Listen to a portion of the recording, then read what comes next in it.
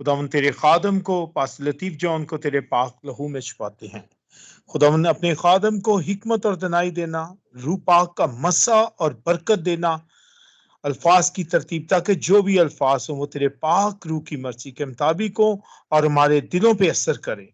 कि तेरा कलाम जिंदगी देता है, बरकत देता है, चूहे तोड़ता है, बंधन तोड़ता है, ये बंद बंद गुदे गुदे से गुजरता है, जिंदगियां बदलता है। बाप तेरा शुक्र है, बाप तेरा यीशु जी, पास्टर जी के लिए रूपा का मसा, बरकत और जोर मांगते हैं।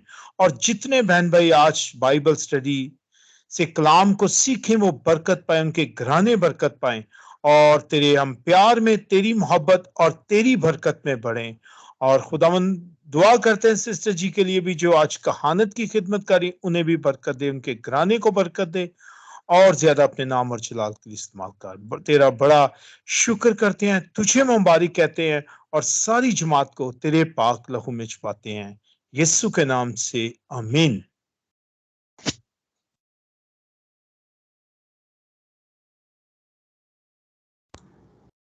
थैंक यू साबिर भाई, खुदावंद आपको बरकत दे और इसी तरह अपने नाम के लिए इस्तेमाल करता रहे। मैं खुदावंद की राह देखता हूँ, मेरी जान मुंतज़िर है और मैं उसके कलाम पर भरोसा रखता हूँ। सचमुच अभी वक्त आ पहुंचा है कि हम खुदावंद के जिंदा कलाम को सुने, खुदावंद की आवाज़ को सुने, और खुदावंद के बंदा जो हमारे दरमियान मौजूद हैं, पास्टर जॉन लतीफ़, हम खुदावंद का शुक्र करते हैं कि खुदावंद ने उनको सेहतयाबी तंदुरुस्ती बख्शी है, और खुदावंद उन्हें हमारे दरमियान हर वक्त वो हमारे दरमियान होते हैं, मौजूद होते हैं कि वो खुदावंद का कलाम हम तक शेयर कर सकें। खुदावंद उनको इसी तरह अपने जलाल के लिए इस्तेमाल करें, ताकि वो खुदावंद जो उनको बीज बोने के लिए उनको हदायत देते हैं, वो इसी तरह अपने कलाम में से, खुदावंद के कलाम में से वो इसी तरह हम तक खुदावंद की मीठी बातों को बांटते रहें, और हमें भी खुदावंद तौफीक बख्शे कि हम भी पाक कलाम की मीठी बातों को सुनकर उस पर अमल करने वाले बने, ना कि हम एक कान से सुने और दूसरे कान से निकाल दें, नहीं, बल्कि हमें ज़रूरत है कि हम आज का जो भी बीज बोया जाए उस पर अमल करें और आज का बीज हमारी ज़िंदगियों में फलदार साबित हो। तो मैं वेलकम कहूँगी पास्टर जी को कि वो आएँ और आज का कलाम हम सब तक बयान करें। जी पास्टर जी, खुदावंद आपको बरकत दे, हम आपको वेलकम करते हैं। खुदावंद यीशु मसीह के बाबरकत और जलाली नाम में मेरी तरफ से और मेरे घराने की तरफ से आप सबकी खिदमत में सलाम और अदाब पेश करते हैं, और खुदावंद का शुक्र करते हैं जिसने हम सबको जिंदगी, सेहत और तंदुरुस्ती अता की है। आप तमाम बहनों का, भाइयों का, बेटे बेटियों का दिल की गहराइयों से तमाम खादमों का शुक्रगुजार है। सिस्टर शमीम ने मीटिंग को लीड किया। सिस्टर जी, खुदावंद आपको बरकत दे। भाई साबर, आपने मेरे लिए दुआ की है। खुदावंद हमेशा आपको अपने जलाल के लिए कसरत से खर्च और इस्तेमाल करता रहे। आप सब जानते हैं कि मंडे के रोज हम इंसाल की किताब का मुतालिया कर रहे हैं। लास्ट मंडे को हमने इंसाल की किताब का 6ठा बाब जो था वो हमने शुरू किया था, और उसकी पहली 2 आयात जो थी उसको हमने देखा था। आज हम आगे बढ़ेंगे 3री आयत की तरफ, और मैं चाहूंगा कि कोई भी जमायत में से 3री, 4थी और 5वीं 3 आयात को पढ़ने में रहनुमाई कर देगा, और जिनके पास खुदा उनका पाक कलाम है वो जरूर खोलकर मेरे साथ देख सकते हैं। इंसाल की किताब 6ठा बाब 3री, 4थी और 5वीं आयत, ये 3 आयात जो हैं हम इन्हें देखेंगे, कोशिश करेंगे कि हम इन्हें कवर करने की। आज शायद थोड़ा सा लंबा हो जाए, लेकिन हम कोशिश जरूर करेंगे इसे अपने वक्त मुकर्रा जो है उसके मुताबिक ख़त्म करें। तो पढ़ना चाहता है इंसाल प्रोवर्ब्स चैप्टर 6। जी सिस्टर जी। आए हम खुदा उनके जिंदा पाक कलाम में से पढ़ेंगे इंसाल की किताब, उसका 6 बाब और उसकी 3, 4 और 5 आयत तक। पास्टर जी जी जी जी। सो ऐ मेरे बेटे, चूंकि तू अपने पड़ोसी के हाथ में फंस गया है, अब ये कर और अपने आप को बचा ले। जा खाकसार बनकर अपने पड़ोसी से इसरार कर। तू ना अपनी आंखों में नींद आने दे और ना अपनी पलकों में झपकी। अपने आप को हरनी की मानद स्याद के हाथ से और चिड़िया की मानद बीमार के हाथ से छुड़ा। चमार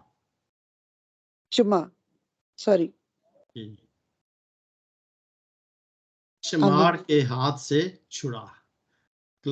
चमार के हाथ से छुड़ा। Thank you very much, thank you very much. कई दफा ऐसे लफ्ज होते हैं कलाम मुकद्दस के अंदर जिनको पढ़ना थोड़ा सा मुश्किल हो जाता है, और कई दफा तो मिटे होते हैं। अगर आप ये मेरे पास जो मैं थोड़ा सा कुछ कह दूं।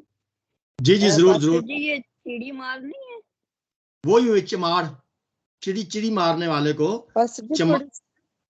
उसकी राइटिंग थोड़ी सी पास्टर जी पढ़ने में थोड़ी मुश्किल ऐसे ही है। वही ठीक तरह से ये ऊपर कुछ लफ्ज जो है ना मिस प्रिंट भी हुए हैं और कुछ लफ्ज मिटे हुए, जैसे छठे बाब की दूसरी आयत, पहली आयत के दूसरा हिस्सा जो है वहां पर जहाँ पे जिम्मेवार लिखा है वो आगे से मिटा हुआ है, तो कुछ लफ्ज जो है वो हो जाते हैं। बहरहाल एनी हो, हम सब सिस्टर नसरीन ने वजाहत कर दी है कि जो चिड़ियां पकड़ते हैं,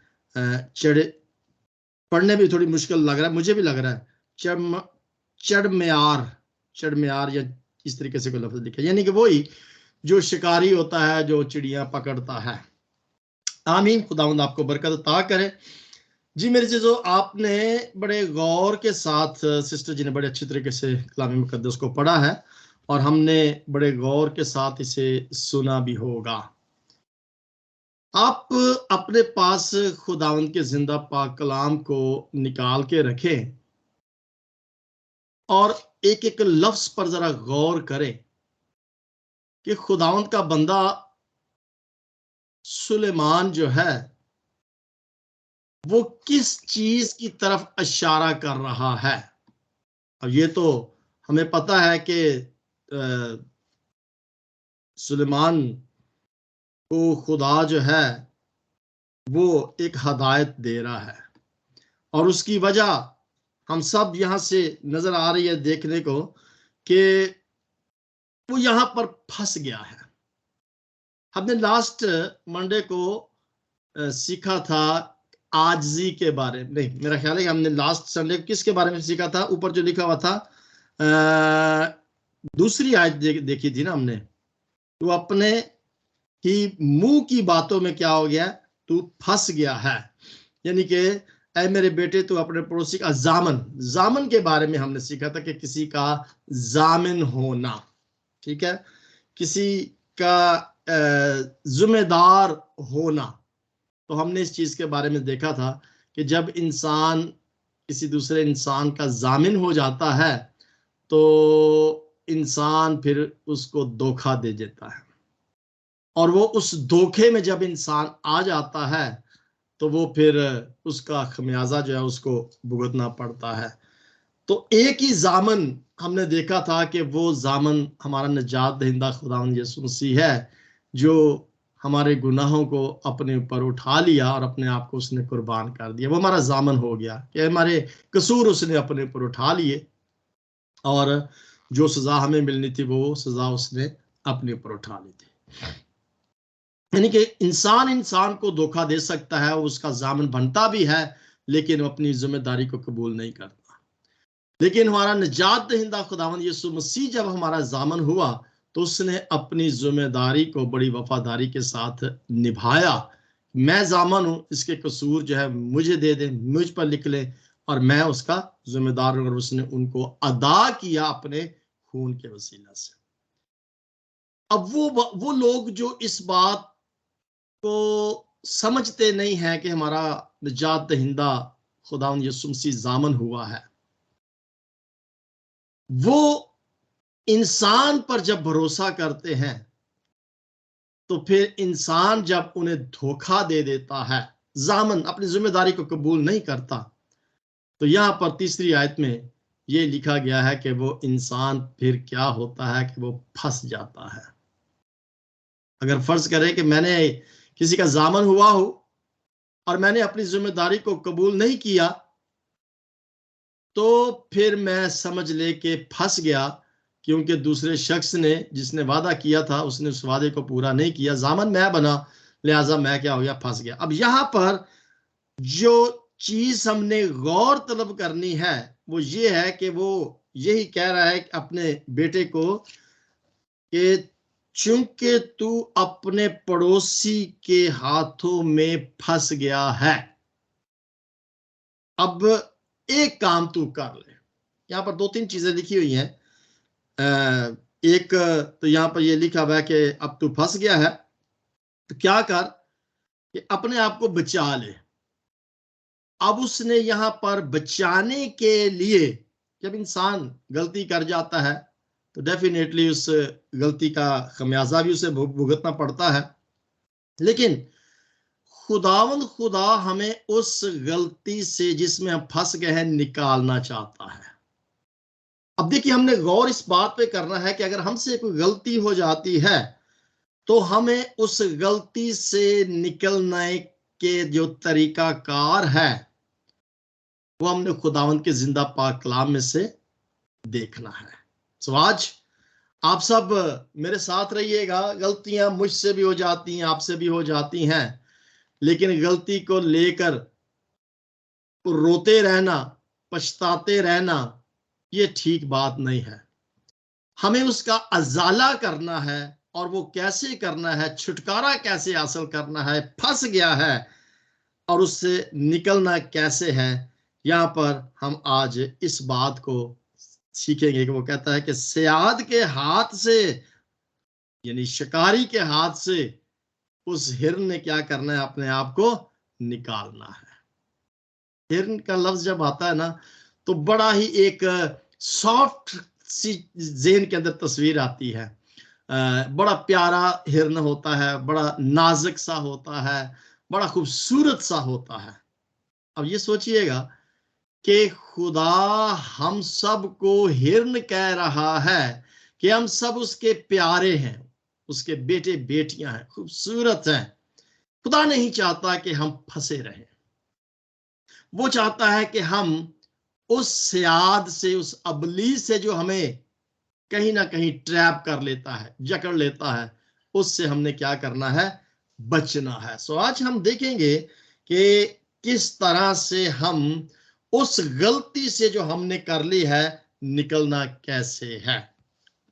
कोई बता सकता है, यहां पर वो लफ्ज लिखा हुआ है 3री आयत के आखिरी लाइन के अंदर, जो 3री आयत पढ़ी गई है उसके लास्ट हिस्सा के अंदर लिखा है कि जा खाकसार बन और अपने पड़ोसी से इसरार कर। सो आज हम थोड़ी देर के लिए यहां पर 3 चीजें लिखी गई हैं, लेकिन हम एक ही चीज पर गौर कर पाएंगे।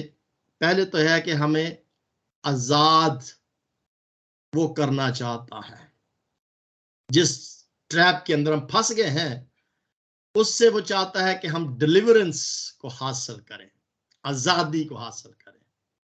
और दूसरी बात वो यहां पर लिखता है कि हमने अपने आप को खाकसार बनाना है। और तीसरी चीज जो यहां पर लिखी गई है वो ये है कि तूने क्या करना है, इसरार करना है, यानी कि प्लीड करना है, इल्तमास करनी है, रिक्वेस्ट करनी है, इसरार करना है।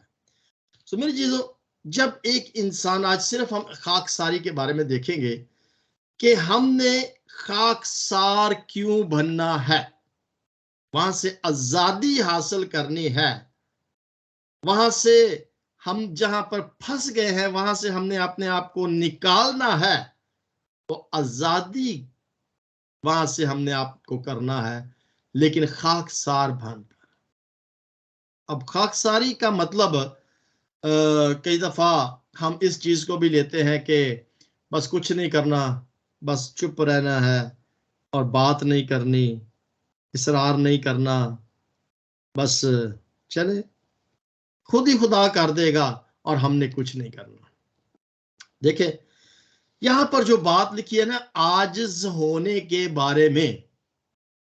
अब आजिज जब इंसान होता है तो यूं समझ लीजिएगा कि वो जुल्म का निशाना बन गया है।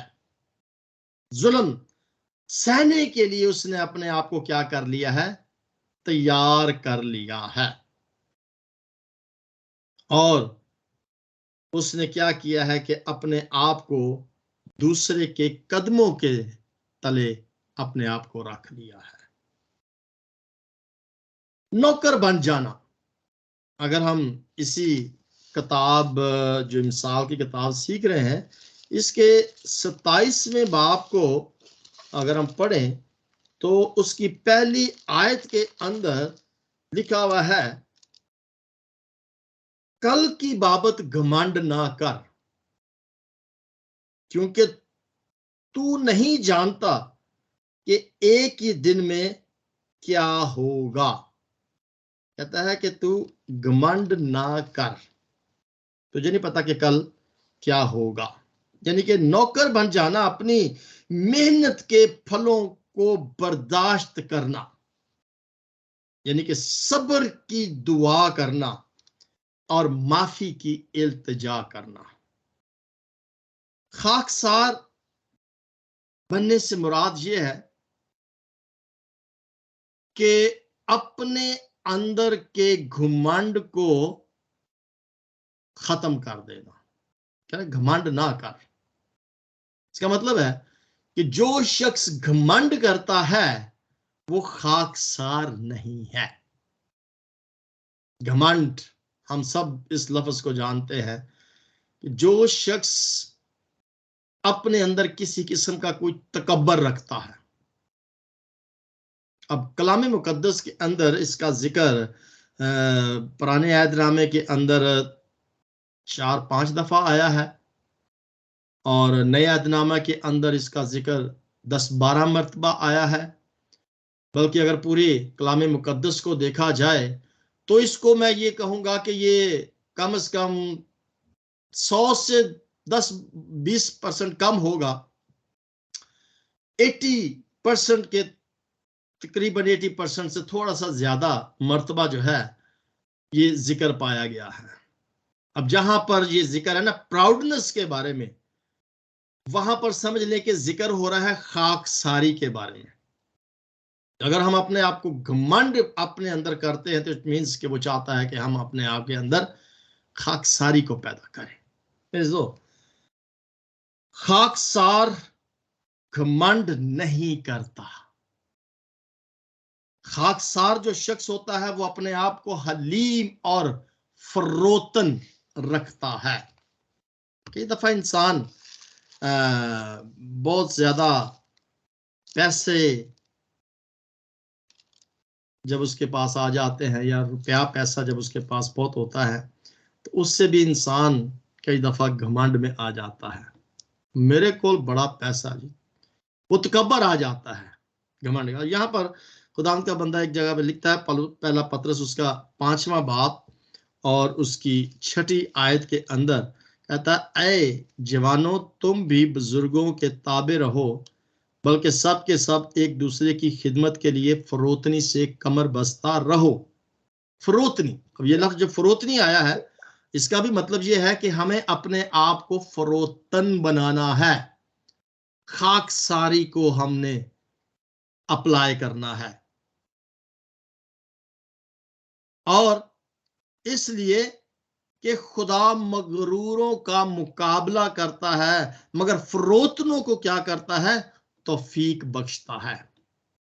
जो फरोतन होते हैं, जो हलीम होते हैं, जो खाकसार होते हैं, खुदा उनको क्या करता है, तौफीक बख्शता है, मौके अता करता है। सो हम देखते हैं कि खाकसार शख्स जो होता है वो कभी भी अपने अंदर किसी किस्म का तकब्बर और घमंड जो है वो नहीं लेकर आता। अब इसका जिक्र जो एंड पर हम देखेंगे कि ये क्यों कहा गया है कि अब फंस गया है,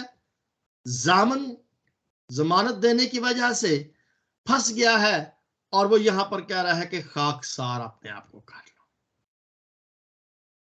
खाकसार यानी कि अपने अंदर से उस तकब्बर को, उस घमंड को निकाल लें।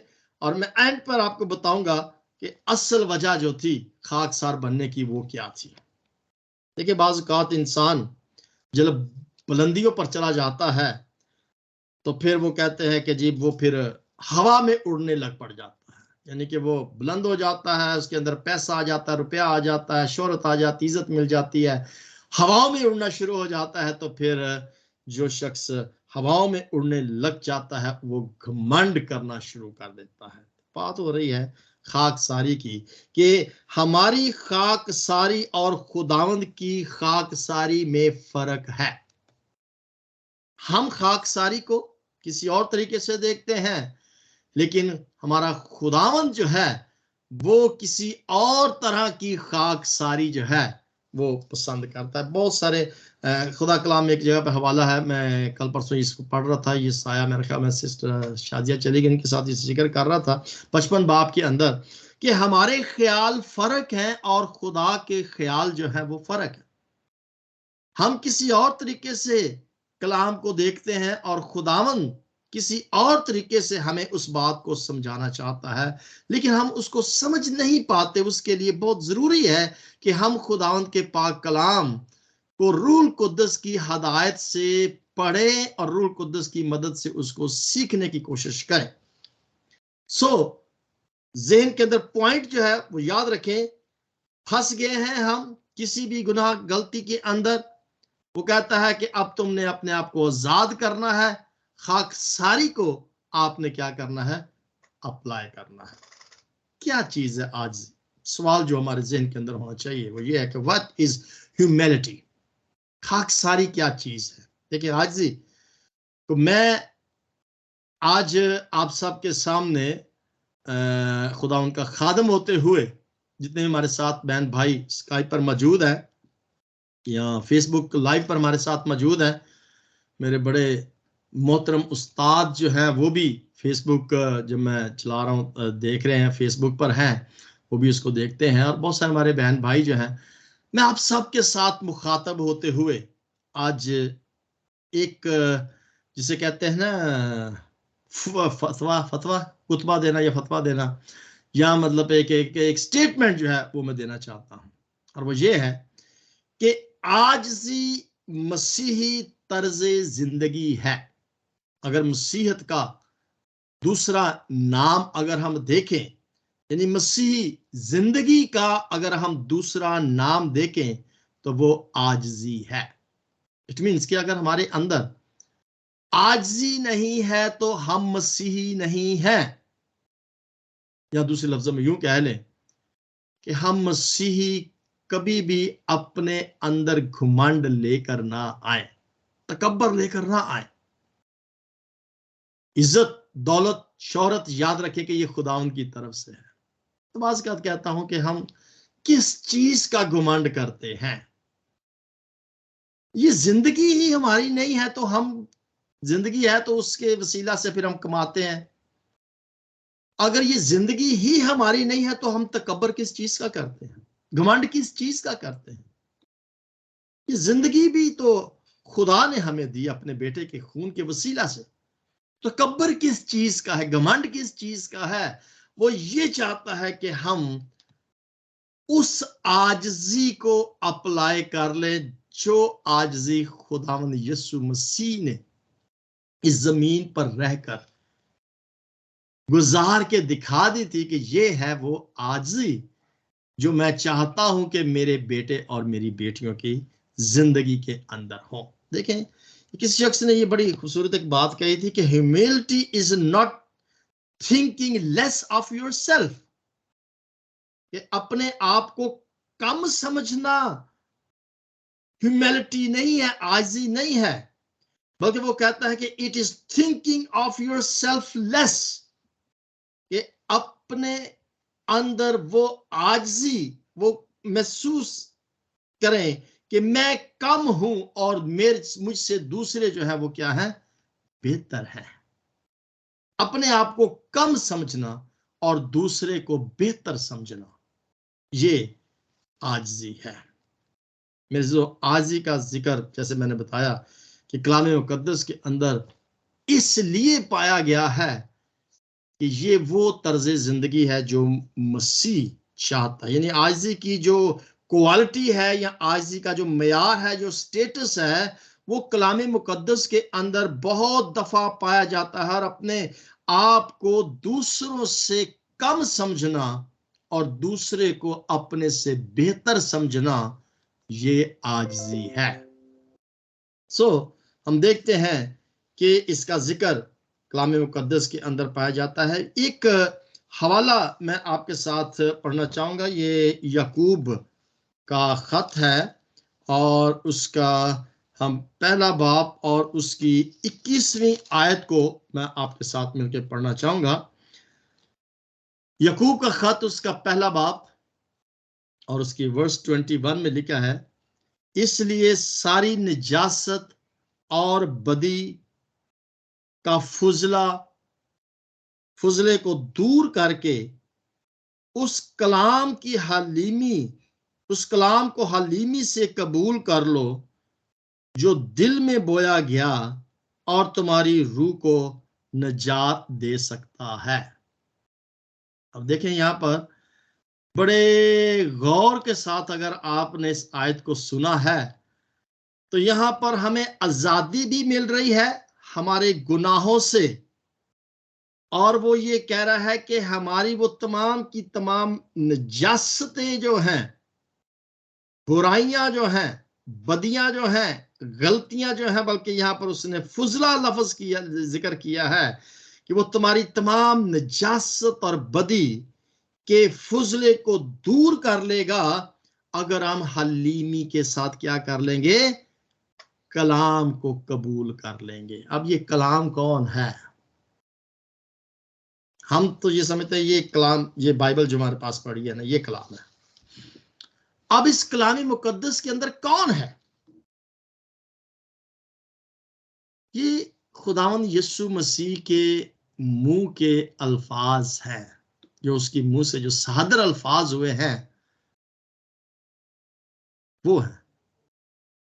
अब उसके अंदर जो कुछ था वो बाहर निकाला उसने, मुंह से सादर हुआ और उसको फिर कलम बंद किया गया और उसको फिर एक लफ्जों के अंदर तहरीर के साथ लिखा गया और उसको फिर कलम बंद किया गया और उसको फिर एक तरतीब के साथ बाइंड किया गया और उसको फिर हमने कलाम मुकद्दस कहा। ये कौन है कलाम मुकद्दस? वो कलाम मुजस्सम हुआ, दुनिया में आया, वो मसीह यीशु है। वो कहता है कि अगर हमने मसीह यीशु को कबूल कर लिया, अगर हमने कलाम को हलीमी के साथ कबूल कर लिया, क्योंकि वो हलीम है और उसके बारे में हम जानते हैं कि वो हलीम था, बर्रा कुर्बान हुआ, वो हलीम था।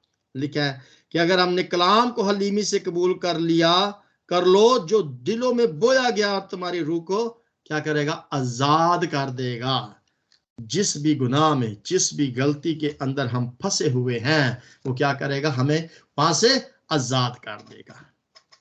मेरे दोस्तों, हलीमी को हमने क्या करना है, अपनी तर्ज जिंदगी बनाना है। मसीही तर्ज जिंदगी का दूसरा नाम हलीमी है, आजिज़ी है।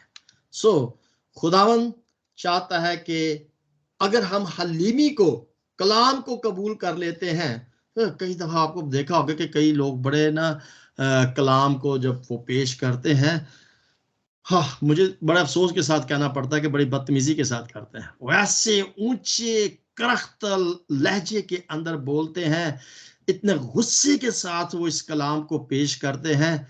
मुझे बड़ा बुरा लगता है ऐसे, बहुत बुरा लगता है। जोश तो वो ठीक है, दिलाते हैं और फिर तालियां भी बजती हैं, लेकिन मेरे जो ये कलाम को हमने बड़ी हलीमी के साथ पेश करना है और हलीमी के साथ इसको कबूल करना है।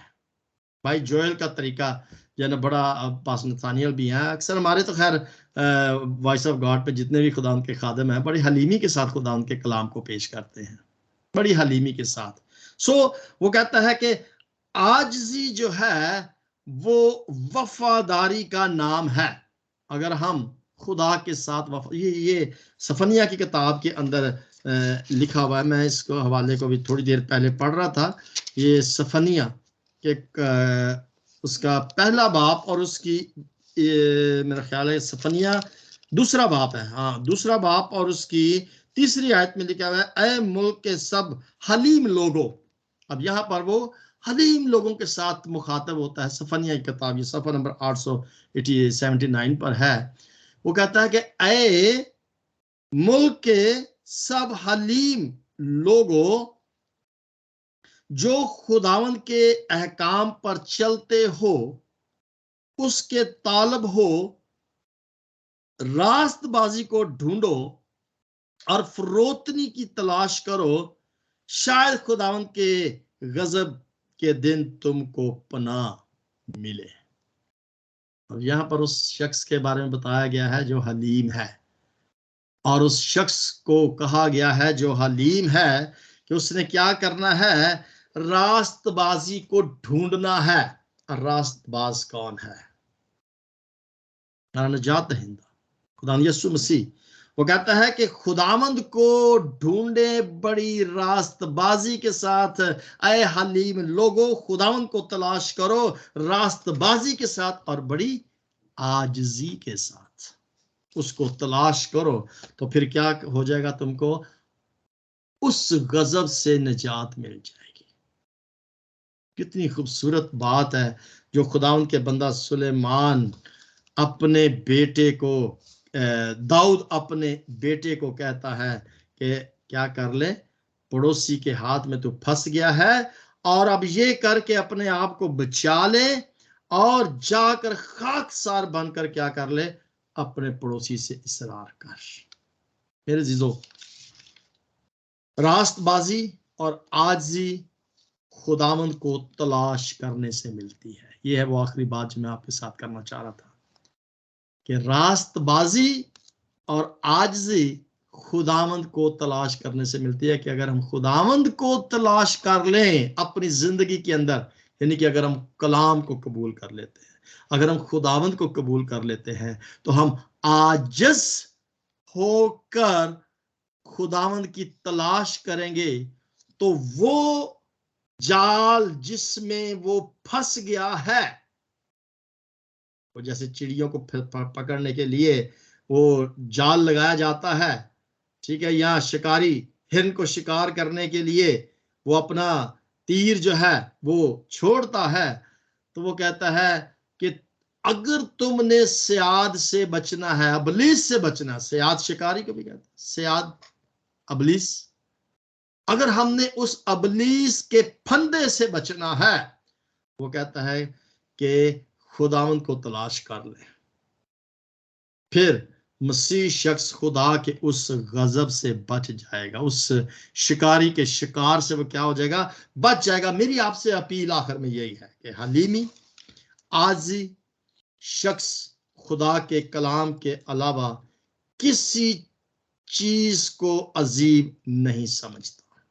जो शख्स आजिज है, हलीम है, वो कलाम के अलावा किसी और चीज को अजीम नहीं समझेगा या उसे अपनी जिंदगी में उससे बढ़कर किसी और चीज को रुतबा नहीं देगा। अगर कोई ये कहता है कि मेरे पास खुदा है, तो इसका मतलब कि उसके पास हिकमत है।